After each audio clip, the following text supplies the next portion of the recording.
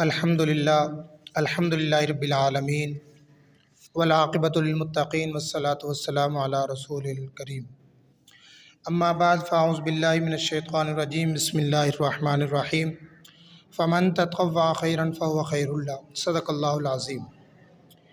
آج میں آپ احباب کے سامنے صدقۃ الفطر کے حوالے سے مختصر بات کروں گا۔ یہاں پر بنیادی طور پر دو باتیں ہیں۔ نمبر ایک یہ کہ صدقۃ الفطر کا مطلب کیا ہے، اور نمبر دو یہ کہ صدقۃ الفطر کس پر واجب ہے۔ اب دیکھیں، ہمارے عرف کے اندر دو قسم کی باتیں مشہور ہیں۔ کچھ لوگ یہ سمجھتے ہیں کہ جو شخص روزہ رکھے اس پر فطرانہ نہیں ہے، اور کچھ لوگ یہ سمجھتے ہیں کہ دنیا کے ہر مسلمان پر فطرانہ واجب ہے۔ دیکھو، دو رائے ہیں کہ روزے دار کے اوپر فطرانہ نہیں ہے، اور دوسرا یہ کہ ہر مسلمان کے اوپر صدقۃ الفطر ہے، فطرانہ ہے۔ اب یہ دونوں رائے غلط ہیں۔ اسلامی رائے یہ دونوں نہیں ہیں، بلکہ اسلامی رائے یہ ہے کہ جنہوں نے روزے رکھے یا جنہوں نے روزے نہیں رکھے، اگر وہ مسلمان ہے اور صاحب نصاب ہے تو اس کے اوپر صدقۃ الفطر واجب ہے۔ اب صاحب نصاب کسے کہا جائے گا؟ جس کے پاس 7.5 تولے سونا اور چاندی کے اعتبار سے 52.5 تولے چاندی، یا پھر مالی قیمت ہے، نقدی رقم ہے، یا مال تجارت ہے۔ کوئی کسی ایک نصاب کو اگر یہ رقم مالی نقدی رقم یا مال تجارت پہنچتا ہے تو اس کے اوپر صدقۃ الفطر ہے۔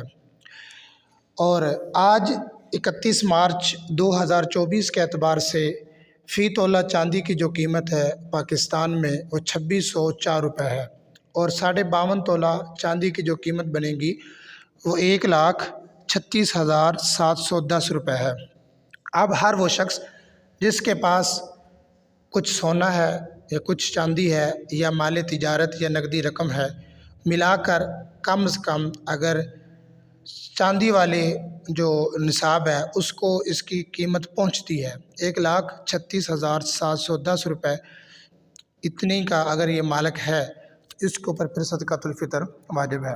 اس کے اوپر بھی اور اس کے جو نابالغ جو اولاد ہے اس کی طرف سے بھی یہ صدقۃ الفطر ادا کرے گا۔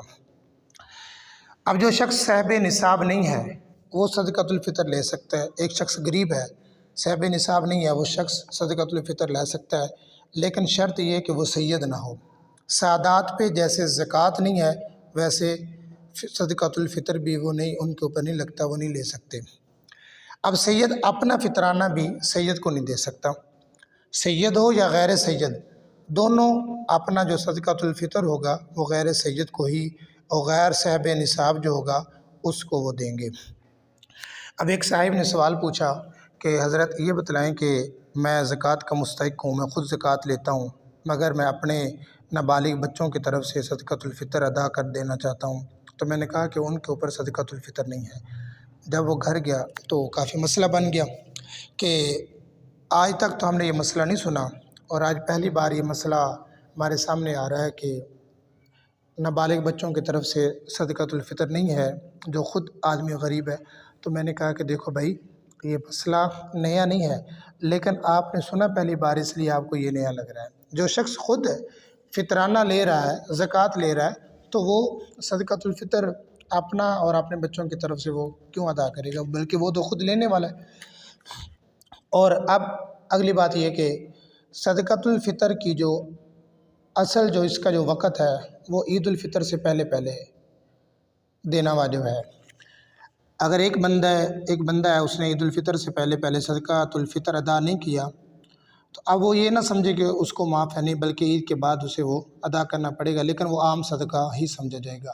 جیسے کسی شخص کی نماز رہ جاتی ہے تو بعض کے اندر اس کو قضا کرنا پڑتی ہے۔